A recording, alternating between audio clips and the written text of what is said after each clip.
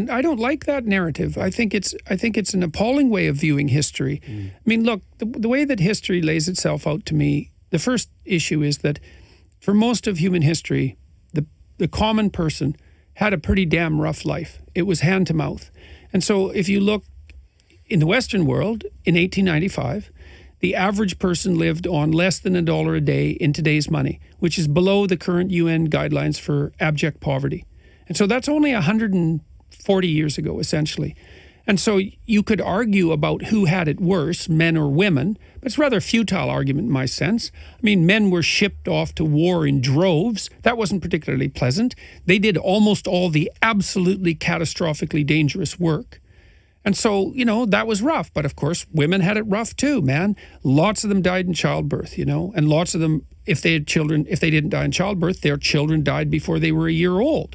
And life was brutally difficult, and people didn't live to be that old. And so my essential reading of history is that our ancestors were pretty viciously oppressed by the basic conditions of life, and that essentially what they did in response was to cooperate with one another to try to make things the least amount of dismal possible. Through a division of labor.